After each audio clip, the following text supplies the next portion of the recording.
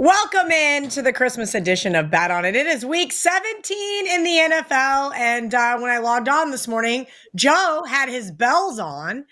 And I thought, oh my God, my ugly Christmas sweater is going to get me canceled. So I can't wear that on the show. I quickly ran over to my neighbor's, who's very festive, and she said I could wear her Rudolph. I think they're pajamas. I think that's what this is. Like, what a great job I have. I get to wear pajamas to work. Let's bring in Marco Claus, Joe Raineri. Teddy Covers, at least, is feeling a little festive with his red jacket.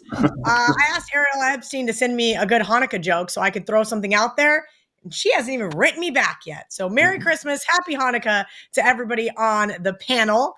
We're going to find you guys some gifts under the tree, and we're going to start off with these prime time games. Thursday night, Joe, you are up first. Seattle is a 3.5 point favorite at the Chicago Bears. 43.5 is the total. Come on, the Bears. No one wants to touch this team with a 10-foot pole.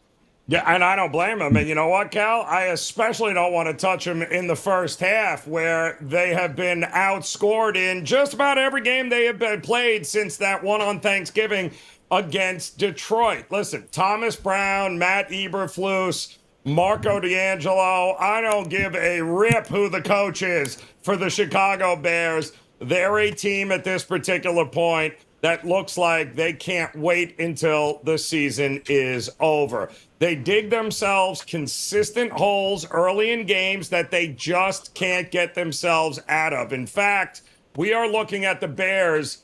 How does a minus 90 in first half points on the season sound? Only Carolina, Cleveland, and the Giants are worse than the Bears in the first half of games. Now, Seattle and Geno Smith, well documented, much better for some strange reason on the road than he is at home with the 12th man. So, to me, this is all about Seattle. One team clearly has something to play for. The other team does not here. I think the Seahawks defensive line is going to have a field day against a decimated Chicago offensive line. I think that is also because Seattle's still playing for their playoff lives here. I think that's going to prevent the Bears from any sort of backdoor situation that might happen here. Can't bet Chicago. Seattle is the only way I'd look, and I would definitely look at Seattle in the first half in this game. Cannot blame you for 1 second there. Joe, the red-nosed reindeer. Marco D'Angelo, a.k.a. Marco Claus. Arizona, +6 is the opener there at the LA Rams, up to 6.5. I don't think we're going to see a 7, but the total is 48. Well, Kelly, you're mistaken. There's no Marco. This is Santa. It's Christmas Eve, and I got a busy night, but because some dumbass took the Jets last week, I had to fill in and come on this show because he wouldn't show his face after the Jets. So, I'm a little hectic. So let's get things, going here. I got to get on the sleigh and, get around town. All right. And being in Vegas, we got to stop off at all the strip clubs because, Santa likes people sitting on their laps. All right, here we go. Arizona and the Rams. All right. Arizona officially eliminated. Santa said, you guys suck. You're done. You're eliminated. They've lost 4 of their last 5 games. And 5 weeks ago, if you remember, Arizona was in first place in the NFC West. That seems like eons ago. But you know what? Normally, I would look to fade a team once they've been eliminated. But because this is a Saturday night standalone game, they're going to be on national TV. They get to play the role of spoiler. And you know what? Sometimes when the pressure is gone, you can't make the playoffs and you are in battling, you can just play loose. And this is a team that I think will play loose on Saturday night against the Rams. Yes, the Rams have won 4 in a row. But let's be honest, 3 of the 4 games, they've scored 21 points or less. That's a little bit of a concern to me. And the last 2 games, 160 and 110 yards passing. That's it. The Rams have trouble when they face mobile quarterbacks. Look at this. This year, Murray in the first meeting scored 41 in a win against the Rams. Caleb Williams, 24 points in a win against the Rams. Tua, 23 points against the Rams in a win. Jalen Hurts, 37 points against them. And then we know Josh Allen scored 42. They did win that game. They're just 1-4 against mobile quarterbacks this year. I'm going to go ahead. I think this one goes down to the wire. Arizona plus the points Saturday night. All right. The guy who's bringing you all the gelt for Hanukkah and has been bringing us tons of money all football season long. Teddy covers. Ariel Epstein came up with that one. So if anybody gets mad, blame her. I had no idea this was even a thing. But in case you want to save yourself from Googling it, it is chocolate-shaped money. Did you know that, Teddy? Have you ever given out gelt? I did know that. I have eaten Hanukkah gelt and given Hanukkah gelt in my world, yes. Although, well, we need some more gelt for Sunday night football. Well, this one's not that pretty, but you're going to give it out anyway. We've got the Atlanta Falcons. They are 4-point underdogs at Washington. The total's 48, Teddy. I kind of am just like in this weird spot with both of these teams. We know that Washington prevailed early, and that's mainly because they played a pretty easy schedule. Now they're getting into the meat and potatoes, the harder part of their schedule, and we've seen kind of a shift. But they did have an epic comeback last week against their divisional rival in the Philadelphia Eagles. Do you think that means there's a flat spot here for them? I don't love the spot for Washington. Although, look, you're talking about Sunday night football in late December with a chance to clinch a playoff spot. I'm not going to call this a flat spot for the Washington Commanders. The question is whether this point spread is appropriate for Washington. They're only 1-3 against the spread their last 4 as chalk. They beat Tennessee by margin. They lost to Dallas as favorites. They lost to Pittsburgh as favorites straight up. They only held on to beat the Saints by a single point. I don't know if this is a defense that we necessarily want to be laying more than a field goal with for the Commanders. And all this Washington beat Philly. Philly beat themselves, okay? Devonta Smith catches the pass and Washington loses that game, plain and simple. But the fact that Philadelphia had a backup quarterback in the game, and they still gave up 33 points to the backup QB. Well, actually, the 21 of those points came with Hurts on the field. But we saw Philadelphia moving the football. And if Pickett would have been accurate, they would have moved the ball. They just scored touchdowns on drive after drive in that game. But it wasn't like the offense fell apart for the Eagles when Hurts went down. And that's everything to do with Washington's defense. All right. This is a Washington team, again, so Devontae Smith dropped the game-winning pass wide open. Brian Robinson lost 2 fumbles, only 24 rushing yards. You don't want your quarterback as your leading rusher at this stage of the campaign, certainly not week in, week out, certainly not when you're in a playoff game, a playoff caliber game this week against an Atlanta team that's fighting for their lives. And yes, Washington's 3-0 their last 3. Blew out the Titans. They fell asleep to beat the Saints on a missed 2-point conversion. Last week was the most intense game they'll have all year. And again, when you turn the ball over 5 times versus a divisional rival that's ahead of you in the standings and find a way to win, you are a little bit fat and happy. But the bigger issue here is what do we do with Atlanta? And I'm going to talk a little bit about Atlanta later in the show, but I'm going to leave it at this. Right now, Michael Penix, the rookie with 1 game of NFL experience, in my numbers, is an upgrade over Kirk Cousins. Kirk Cousins fell off a cliff. Michael Penix, if you watched him in Indiana, if you watched him at Washington, A, he can play in cold weather. B, he's a very accurate passer. Accuracy is his strength. That'll work against Washington. I think 4 points is too many. I want the dog in this one. I don't blame you for wanting the dog in that one. And of course, as the resident dog better, I want the dog on Monday Night Football, but I'm going to explain why I do not have the jingle bells to do that. The jingle balls to do that. Anyway, Detroit -3.5 at San Francisco, 51.5. If you look at the look-ahead line at the Westgate Superbook, Lions were -2.5 before Week 16 kicked off. Getting through that number of 3, now up to 3.5, is really enticing. I don't know what else to say, but I have some real issues with this Niners team, who also lost 2 more defensemen last week. Leonard Floyd, Dre Greenlaw. If these guys are not playing, keep an eye on the reports. That's not good. This team has been decimated all year long. And look, the Lions are, the new Chiefs, right? The only team that either of those teams loses to is the Bills. Right now, Jared Goff, 17 touchdown passes, 1 interception in his last 6 games. And I'm sorry, but that 49ers defense has been extremely vulnerable all season long. I don't understand why this line is so cheap, though. Even still, it opened cheap. It still feels cheap. And all season long, the favorites have been cashing at an incredible rate. But we know the sportsbooks are not trying to give out free money, except that's exactly what this feels like. An absolute and utter trap. Maybe Marco's going to use it for his trap game today, but I want no part of this. Look for this to be a revenge spot for the Lions, who lost last year in the NFC Championship game. I think that they absolutely want to put the pedal to the metal here and exploit a very banged up Niners team.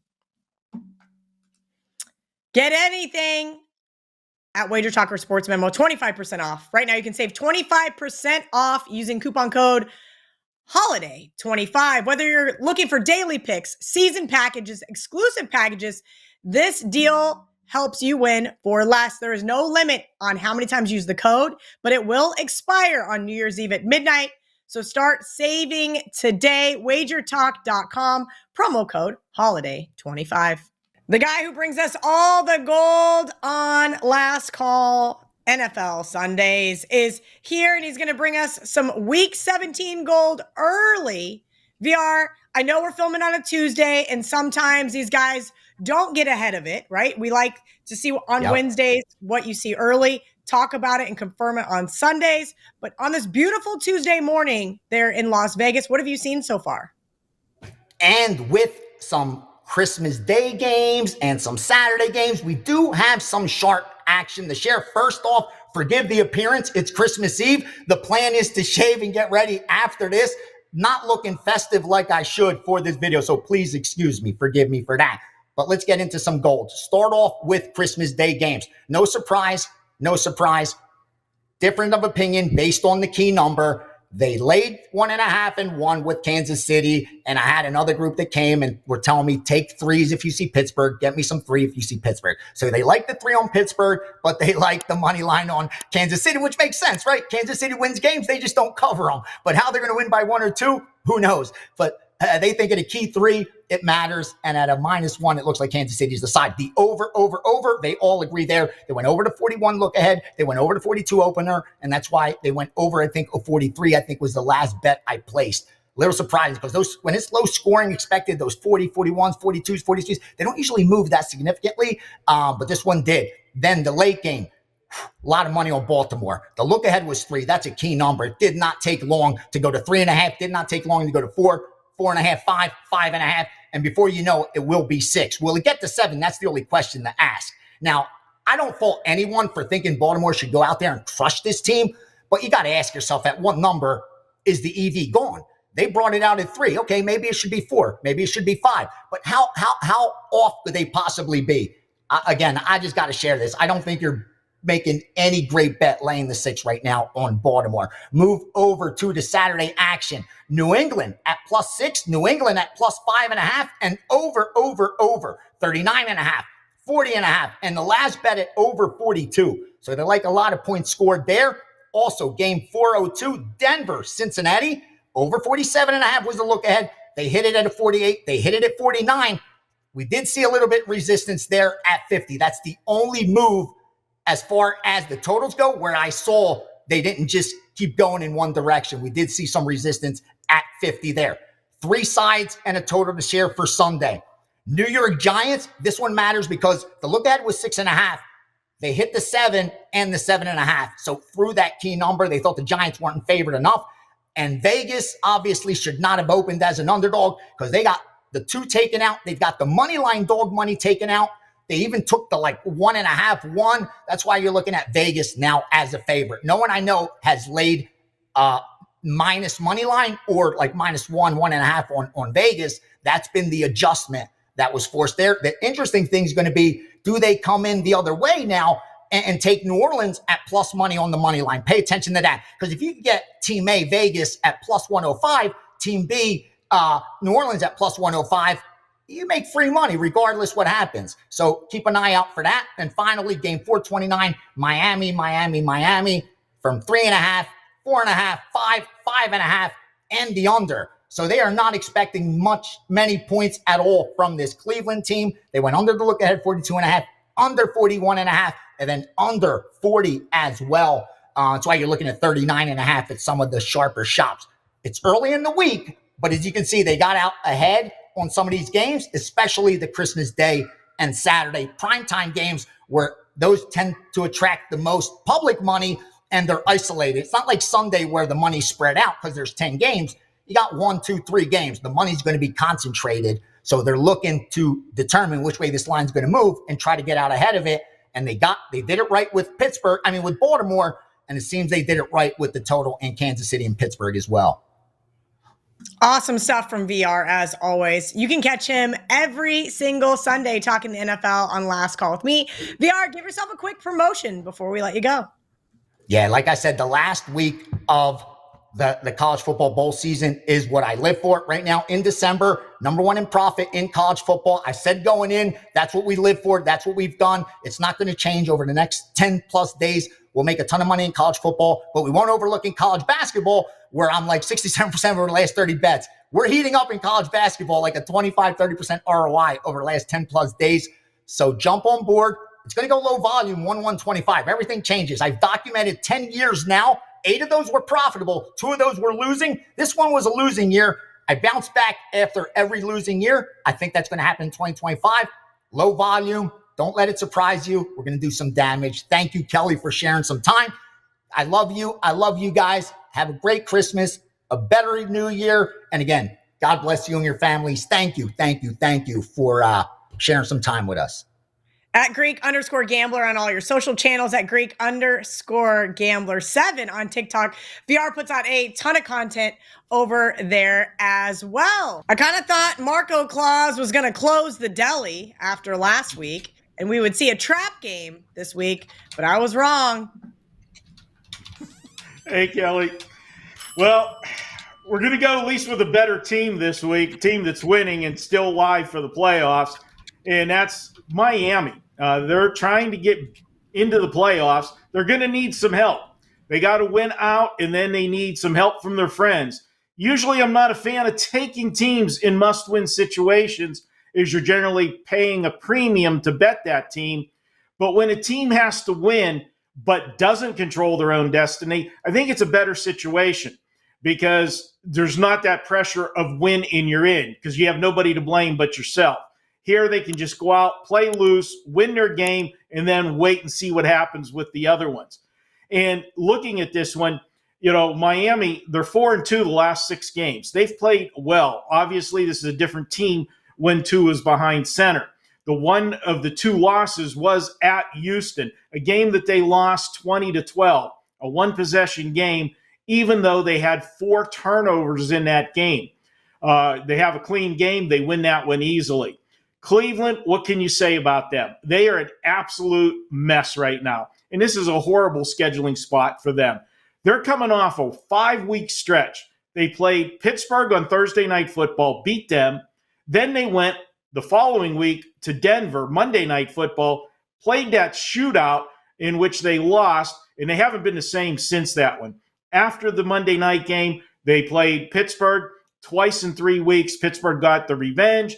Then they finished up the last 2 weeks playing the Super Bowl champs, Kansas City, and then division rival last week, Cincinnati. This team is spent. They've gone to the backup quarterback, which is actually the third-string quarterback for them. He wasn't good last week. In this team, they changed quarterbacks because of the turnover situation. It hasn't gotten any better. 18 turnovers in the last 5 games. That is one hot mess. And if Cleveland's going to show up for any game, it's going to be next week. They close out the season against another hated rival, the Baltimore Ravens. And they could play spoiler as Baltimore's battling Pittsburgh for the division title. I look for Cleveland to save it for next week, see what they can do against Baltimore. Miami, they'll get the job done. Miami doesn't turn the ball over generally. They're going to have a clean game. Cleveland, give me a couple turnovers as Christmas presents. We get the win in the deli. Take Miami. I got them winning this one 27-16. Marco Claus, I know you don't mind the cold weather, but we've seen the Dolphins when it gets a little chilly. Do you have any thoughts on the freezing cold temperatures there in Cleveland? Yeah, Kelly, the weather, I know they've had their problems. They've played how many cold weather games, though, now in the last couple of years? They're going to get the job done. Just, you know what? Don't be macho. Wear long sleeves. You don't have to have your arms bare and showing how tough you are. Just put a sleeve on, okay? They'll be all right, Kelly.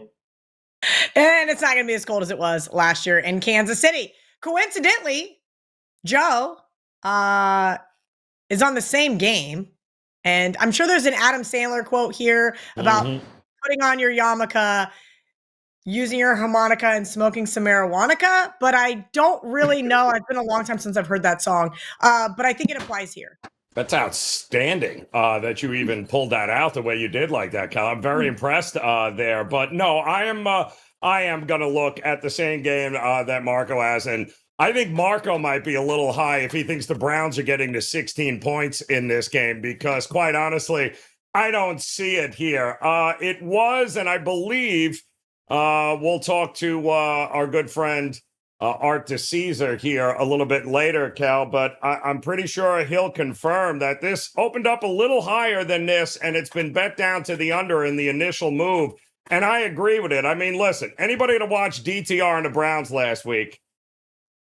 Really? That is not a NFL offense. And quite honestly, the Dolphins still very much playing for their playoff lives. As slim a chance as they have, they can't go to Cleveland and lose this game. But now that DTR's in, let's look at their last 3 games here, which included a game with Jameis Winston. They have scored in the last 3 games a combined 27 points. I don't know how they're getting enough points to help this thing go up and over. Miami, you're right, Cal, not great on the road this time of year. However, I did peek at the weather. It doesn't appear to be nearly as cold as it has been, or you would think it is. However, there's going to be plenty of rain in the forecast here.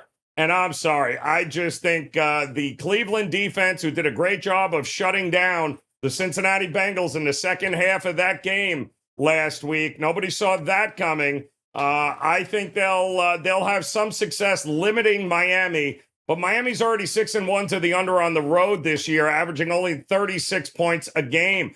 Browns home games this year only average 40 points.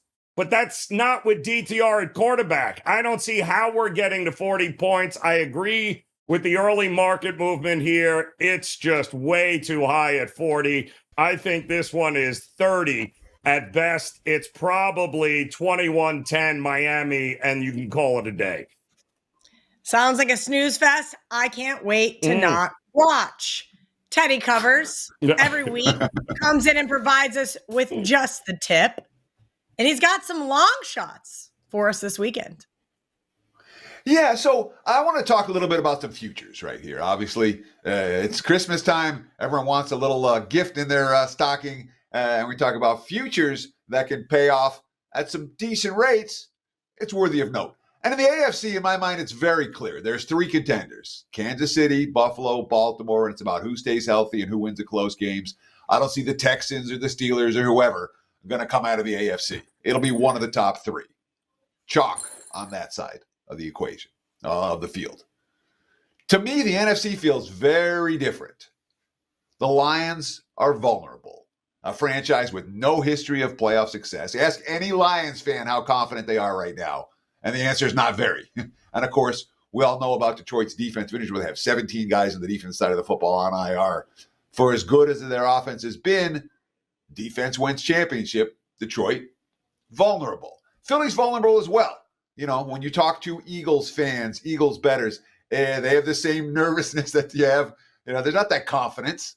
There's, we got this vulnerability. We have that vulnerability. Certainly defensively, last week there were concerns. Obviously, Jalen Hurts and his health, always a concern. And we've seen Philly teeter and fall before. It's a young defense, So if you make an Eagles-Lions versus the field in the NFC, I did this as a theory, as a way to try to figure out what's the right number for some of these dogs. Eagles-Lions versus field in the NFC, probably priced pretty close to a pick 'em. Maybe Detroit, Philly, a slight chalk, maybe not. Last week, I made a case for Tampa as a value team moving forward, continuing to look at the second-tier teams in the NFC, because I think in that Eagles-Lions versus the field, when your favorites are vulnerable, we start to look for long shots. So who do we got? We got the Packers. The price isn't right on the Packers. They're priced with the elites. I don't see Washington winning the NFC, not this year with this roster. We talked about Tampa last week. I'm going to give two more teams that I want to mention here. The first, probably the weaker of the two, that's Atlanta. They have to win the division and they have to win some playoff games. But Michael Penix is an upgrade over Kirk Cousins. This is a quarterback that had enormous success just last year in college in big games. All right? We know how accurate he is. And let's not forget Atlanta's roster. Every move they made this past offseason during the season has been a win-now move. They are a talented veteran squad. Atlanta's live to make some noise. They're also live not to make the playoffs, but they're live to make some noise if they get there. And Minnesota, earlier in the season, I did a stock watch saying I'm not selling the Vikings right now. Well, here we are in December, and Minnesota's real. There's no Sam Darnold question at this stage of the campaign. We look at the Kevin O'Connell, Brian Flores. It's a brilliantly coached team. Minnesota, too, is a team I might look to target when it comes to NFC futures. The Lions and the Eagles. Not sure they're going to get there. Kelly? I'm with you, Teddy. I wish there was some no's. I'd be betting no on the Eagles. I'd be betting no on the Lions. I'd be betting no on the Chiefs. But I'm betting yes on this barking dog this week, and that is the Patriots. I took +5 yesterday, down to +4. Keep an eye on the odds logic screen because, well, I think this one is going to continue to drop. Kind of wondering what this Patriots team is all about. But here's what we do know. We know Drake May has really started to develop into the potential future there in New England. And I do think that he has this team wanting to play for him. That is a huge key. Prior to him being the starter there in New England, all we could talk about was this Patriots defense. And they looked good early last week versus Buffalo. Ultimately end up losing that game 24-21 as double-digit underdogs in a really good spot to kind of beat, well, or at least cover against their division rival and the Bills coming off that nice win of their own. I know a lot of people looking towards the over because of that defense and how piss poor they've been over the last couple of weeks. But I think that they step up big here at home. Last week, we know that Justin Herbert was a little banged up and had some mobility issues. And a lot of people ended up taking the Broncos. Chargers came back late in the fourth quarter to get the win there.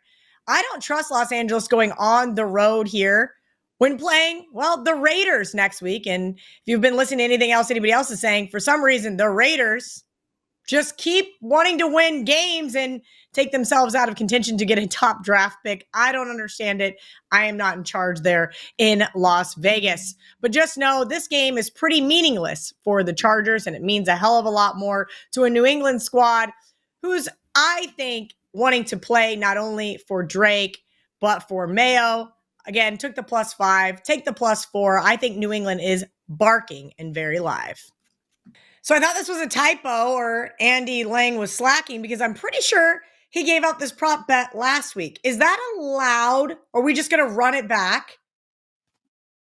If it ain't broke, don't fix it, as the great Joe Raineri says. Yes, we're running it back. Caleb Williams to not throw an interception. 9 games in a row now without an interception, and this line is opened up at just -117 on Caesars. Kelly, this is over 315 pass attempts without an interception, and he gets a pretty good matchup here. Seattle only has 11 interceptions this year. The last 2 weeks, Seattle doesn't have any interceptions. This is not a defense that forces a ton of turnovers. So we're just going to keep riding it. Rinse and repeat. The books are not moving off of this number, and we will just keep taking this one. This is very similar to the Justin Herbert not to throw an interception that is like 12-2. When they keep giving us these props that keep hitting week after week after week, you keep riding it. So, yeah, we're not going to overthink this one. Caleb Williams to not throw an interception. All right. I feel like he's due. I mean, I've been watching this Bears team, and it has been really, really abysmal. But you're right. It's not all Caleb Williams' fault that he gets sacked 42 times a game. Show me your Christmas sweater. I need to see this. So this is it yourself? My Christmas. Yes. So I was doing a live show about UFC, and we lost a bet on a horrific judge's decision, and that was the face I made live on camera. And one of my friends took a screenshot of it and turned it into a Christmas sweater for me. So it's one of my favorite pieces of clothing. I have an epic Christmas sweater so well done. I was going to wear, but I did not want to piss off some of my colleagues, so I elected to wear somebody else's Christmas pajamas that I borrowed from the neighbors. You look great. I love the pajamas. It's a great look. I request every week to be like this. Forget the professional look. Yeah, I think the comment section would have rather had me be like a sexy Mrs. Claus, but like, look, I wasn't thinking ahead. I'm just not good at this, whether it's Halloween or Christmas or anything. Like, I'm just trying to live my best life and win some darts bets. Andy Lang, happy birthday. Congratulations on your darts bet yesterday. That was pretty epic, cashing a couple of those underdogs. Tell me what you've got up over at wagertalk.com. Running the birthday special, Kelly, I turned 45, so we're doing a 7-day pass for only $45. This is the biggest discount on a 7-day pass. If you got this 7-day pass last week, you're up 22 units.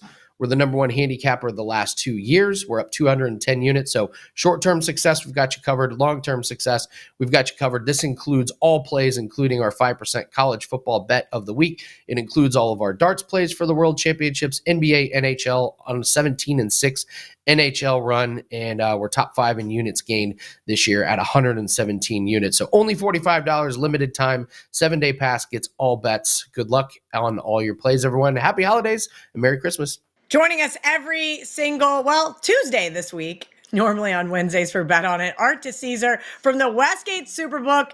He loves to give us a look behind the counter. Art, let's break this up into a few different segments to see where you've got some sharp money. Let's start with Christmas Day. Yeah, Christmas Day, interesting. Obviously, really good games that should see really good handle. Obviously, good matchups. Games we saw the previous week, they're just flipping the matchups. Chiefs have seen good over money come in. That was 42.5, now 44. And I think with Pickens being now ruled in, that could even maybe tick up another half a point, maybe even a point. We talked last week how bad the Steelers are offensively without him. Now they'll be obviously energized with him. Public money on the Chiefs, but no surprise with the spread under 3 there. And then you've seen good Raven money. Raven money, I mean, we started as low as 3.5 on the game. Now we're 5.5. So, the Ravens have kind of gotten back to their, winning ways these last couple of weeks. Texans are dealing with a lot of injuries. Texans have not been that good this year, even though they are winning and are going to make the playoffs. But they don't have the same feel that they had last year. So that Raven number has ballooned to 5.5. All right. Remind me, John Murray came on the Sunday edition of Last Call. He told me you guys were going to be running a promotion. Is that minus 105 on Christmas? It should be minus 105 on Christmas. We try our hardest on like the Thursday and the Monday kind of standalone games to have it. I'm not 100% sure if we're going to do it for the 3 Saturday games, but for the 2 Christmas Day games, especially because the matchups are so good, absolutely running a 10-cent line. So not necessarily 105. The juice could get, fluctuated a little bit here or there, but definitely going to be running 10-cent lines on that. I love that. I have to say minus 105 just in case people are recreational bettors and don't always understand what a 10-cent line means. That means one could be even, one could be minus 110, both could be minus 105. But helps you shop around. 5 cents on every dollar adds up. And those are the types of things we like to really look for when shopping for NFL games. Art, let's talk about some of those Saturday games here. These are kind of not as interesting as you would think. There's some really ugly ones. Do you think that's going to affect handle? It's a good question.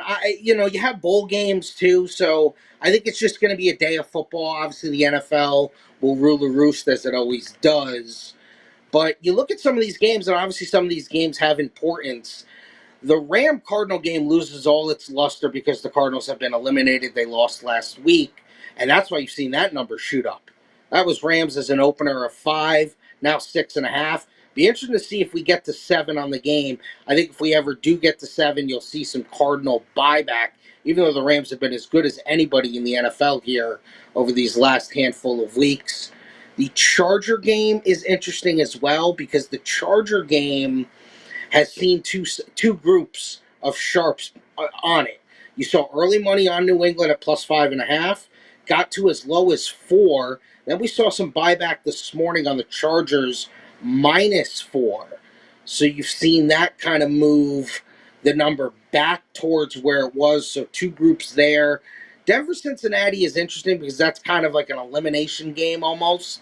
I think if Denver wins, they're in. But if they lose, the Bengals kind of are hanging around a little bit.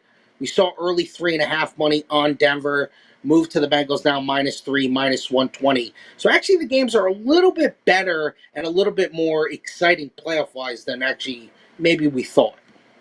Well, also being a holiday weekend, I think you guys are going to see some action. I mean, all of my friends are bitching today on Tuesday that there's only one bowl game and nothing to bet on. I'm like, sorry, some of us have to work. I'm very glad there's not any good bowl games on that I'm going to be missing just for you guys there at home. All right, Art, take us home. Tell me what we've got for Sunday slate.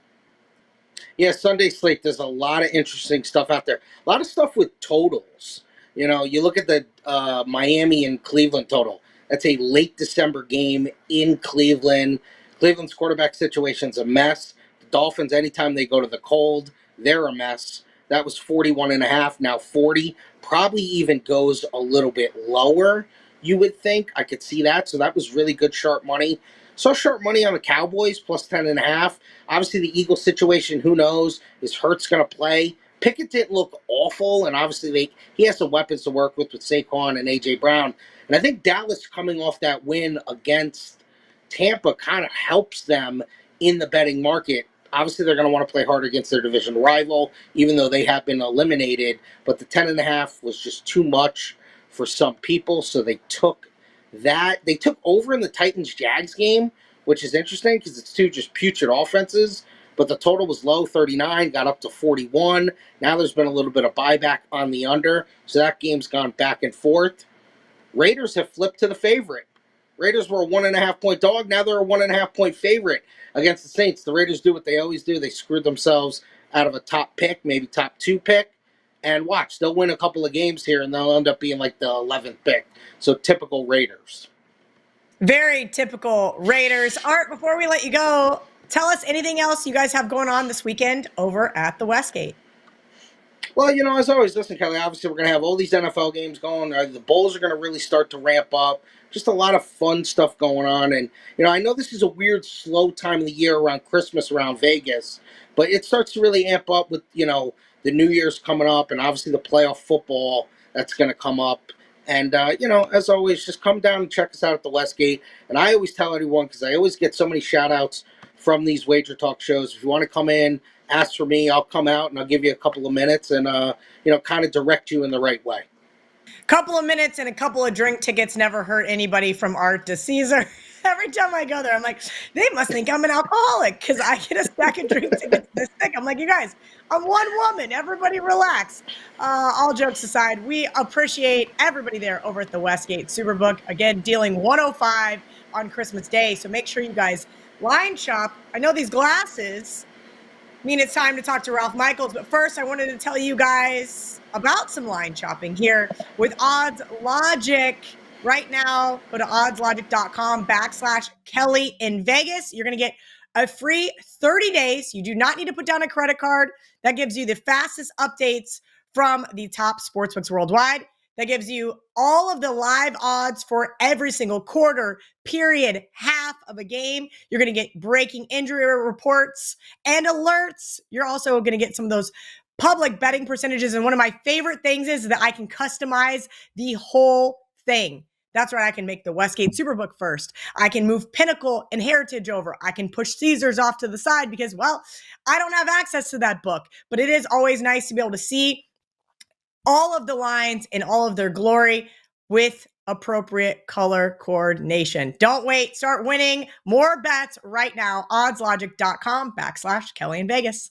It would appear the Stat Daddy is not feeling festive. Must be too warm in Florida. Ralph Michaels coming in with some TNA. Merry Christmas, Ralph.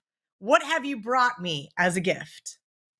You know what, Kelly? I've been traveling around, so I don't even have an ugly sweater to pull out. It's all in the storage still in Vegas. So that's my excuse. I wasn't going to buy an ugly sweater to wear it for 15 minutes on the show. I'm going to go to a situation here that I really like. I'm going to back the Carolina Panthers against the Tampa Bay Buccaneers for my NFL game. Kelly, duh. I think I know your name by now. And people always say, oh, Tampa Bay has playoff need. They lost to Dallas. Well, to me, that is just added pressure and is actually not a positive. It's actually a negative, not a positive. Tampa Bay is now the biggest home favorite they've been all year because of that playoff need in that Dallas loss. Remember, they control their own destiny, but now they've lost both games to Atlanta with the same record, so they need quite a bit of help. Carolina is the team I like to back playing well down the stretch. We know this season started off in turmoil. You go 0-2 to start the season, then maybe you go to Andy Dalton. He starts a few games. You go back to Bryce Young. He came back against the Denver game. Well, this Carolina Panthers team started off 1-7 straight up in ATS with an average loss of 18.4 points per game. Since they've gone 3-4 straight up, and they've gone 6-1 against the spread, and they are a perfect 6-0 ATS as an underdog, covering by 8.1 points per game. And it's quite a bit different when teams are playing down the stretch. If you have a young quarterback and a first-year head coach like Dave Canales, and you start playing better down the stretch, I want to back you. If you're a team, let's say the Browns, that have are an experienced team with an experienced coach, and they know they're not really playing for much, those are the teams I look to fade in that role. So two different situations. I look at Dave Canales as the head coach. Remember, he was the Tampa Bay OC last year, so he's very familiar with Baker Mayfield, and I'm sure he spent a lot of time with the defense this week, helping him with some of his tendencies. Tampa Bay, as hot offensively as you're going to get. 4 straight games over 400 yards. And if you think that's a positive, it's not. Last week, they played Dallas. They had 900 or more yards in their previous 2 games, and they lost. Well, guess what? They're in that same situation again. A home team that has totaled at least 900 yards their last 2 games, and their opponent is off a win, are only 9-33 against the spread. That is 21.4%, or a 79% fade. Only 4 previous times did that team lose as a favorite the week before, and those teams have gone 0-4 against the spread. And then we look at another situation. If the team is off a loss as a favorite, and the opponent is off a win as a dog, and that team is now a single-digit home favorite, only 15-31, 32.6%. Yes, Carolina may be 1-5 their last games, but we've seen a great progression as they finish off this season strong. Wouldn't surprise me if they pull the outright upset. Ralph Claus gonna bring my opponents in Survivor some losers because both those guys already looked. Ralph will be on Tampa Bay this week. I love to hear that. That sounds like a wonderful Christmas gift. Before we let you go, can you tell everybody what you've got up over at wagertalk.com? Well, again, I have one teaser loaded so far this week. NFL teasers on a 20-4 run. I am 4-0 in bowls. I'll be loading a few more plays this week.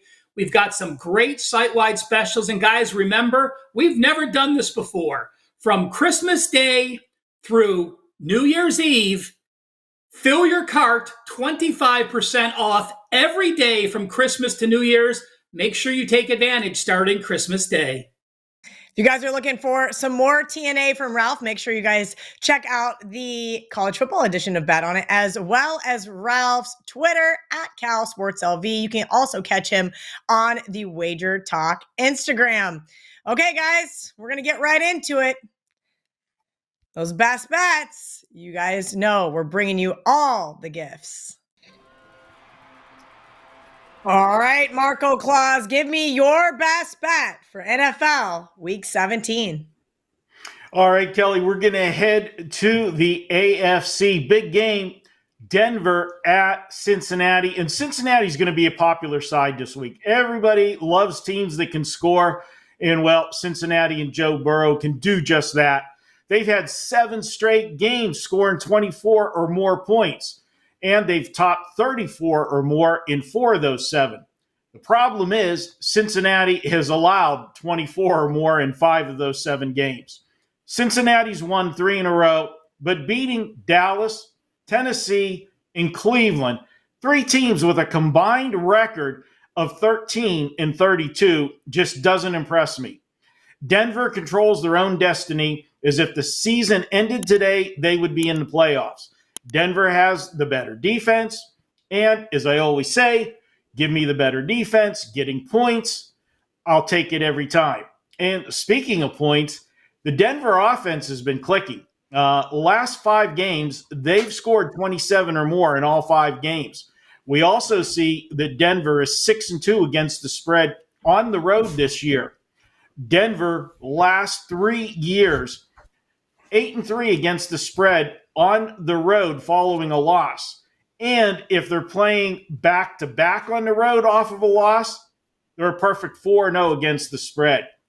Got to throw in a coaching edge with Sean Payton in this one. I'm going to go ahead and take Denver plus the points in this one. It's going to be a fun game. I think at the end of the day, it's Denver that escapes with the win. So Denver plus 3, and Santa says a little sprinkle. Santa sprinkles. Joe Raineri, your best bet for this week. Give me a little bell shake. No? Okay, drum roll. Never mind. All right, there we go. There we go. Let's get hyped. We need some best bets to cash. Keep it rolling from last week. All right, let's keep it rolling with last week. We're going to go to the game that the NFL has already flexed because they realized nobody gives a crap about Dallas and Philadelphia. Sorry, Dano. But that's the reality. Dallas and Philadelphia, 1 o'clock. Send the Vikings and the Packers to the 4 o'clock game where it belongs. And quite honestly, I know it's kind of crazy to say, but I really, even after watching them play a Division II college team last night, the Saints, I'm really not sold on the Packers just yet. Call me crazy. It would appear that they have a problem playing the better teams, certainly the better teams in their division. If you recall here, they're 11-4, but they have played 4 games this year against teams that currently have 10 wins or more, and they've gone 0-4 in those games here. They're 10-0 against anybody else that has 9 wins or less. But when it comes to the Vikings this year, when they already beat them in Lambeau, and you may recall that game was 28-0 at halftime. In week 9, they lost to the Lions.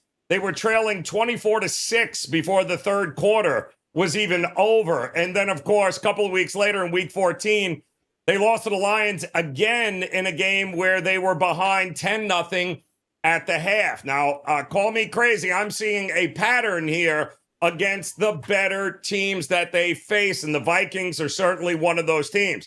If the Vikings can go to Lambeau and handle the Packers there, now mind you, that was the first game back for Jordan Love from the MCL strain. He was a little iffy there in the first half. But this Vikings defense surrenders, I believe, the 4th fewest yards in the air to quarterbacks. I believe they're going to have no problem limiting the Packers on the ground. I think points are going to be tough to come by. And quite honestly, I think, and I am sold, I think this Minnesota team is real. Listen, Sam Darnold in 4 years with the Jets won a total of 13 games. He's won 13 games in his only season as a starting quarterback with the Minnesota Vikings. He's not turning into a pumpkin. I hate to break it to people anytime soon. I like Minnesota at home. They're very much alive for the overall number 1 seed in the NFC. They got Detroit coming up. I think they handle business here against the Vikings, especially since the Vikings, and I know it was a blowout, but the Packers, short week, guys. They played Monday night. This will be a short week for them, and they've got to travel on the road to Minnesota, like the Vikings, to get it done here and have a shot at taking down Detroit next week as well. Oh, boy. Vikings on the money line for Joe Raineri. Teddy covers. Tell me who you like and who we should be betting on for Week 17. Well, let's talk a little Monday Night Football. That sounds like fun, and hopefully we can get you a winner with this one. The Lions and the 49ers. Looking at the free Wager Talk live odds screen. Right now, there's as low as -3 for Detroit, as high as -4 for Detroit. Total sitting in the 50.5 range as we speak. And make no mistake about it, the books are going to get buried with Detroit money for this ball game. All right. So they will be rooting for San Francisco pretty hard. And we look at what's happened over the last couple of weeks. All these single event games have been favorite covers. You know, Green Bay -14 covers. Saturday, Kansas City -4 versus Houston covers. Baltimore -7 versus Pittsburgh covers. The Chargers won and covered last Thursday. Minnesota versus Chicago. Atlanta versus Vegas the previous Monday. Green Bay over Seattle the previous Sunday. It's been all chalk all the time in these national TV games. And we know that Detroit is going to be the popular choice. San Fran's 1-5 straight up their last 6 games. The only win came against the Bears. It's a veteran team with championship aspirations, and now they're just playing out the string. I did not like the 49ers' fourth quarter at Miami last week. When things went south, they went south. And again, 11 penalties for 90 yards. The defense had no sacks and allowed 166 rushing yards on 5.5 yards per carry. And that stands out to me, all right, because San Francisco, Super Bowl contenders every year, elite teams every year, elite defense every year. When your defense has no sacks and gives up 5.5 yards per carry and 166 rushing yards, that tells me you've mailed it in a little bit. And of course, they've lost straight up on this field to Arizona, Kansas City, Seattle. The Rams are just 2-4 the last 6 tries and favored in every one of those ball games. They're not favored anymore. The Lions' 2 losses both came at home. They're 7-0 straight up on the highway. They had a 3-point win at Green Bay, a 2-point win in Minnesota. Every other road wins come by a touchdown or more. But Detroit's defensive injuries are very real. All right, we saw Caleb Williams march the ball up and down the field, and I know it was a blowout game, and Detroit was in control. But Detroit's defense is not a top-tier unit at this stage of the season. When you face a broken team and still get picked apart through the air, that's a concern. So over here, the preferred play as opposed to Detroit. Don't trust the Lions defense. Don't trust the Niners defense. Put it together, and let's expect points on Monday night. That sounds like a way better way to go than betting against Dan Campbell and or laying 3.5 on the road in a game that does not matter for one team outside of revenge. Okay, guys, I'm not overthinking it this week. I'm going to lay the 8 with the Indianapolis Colts.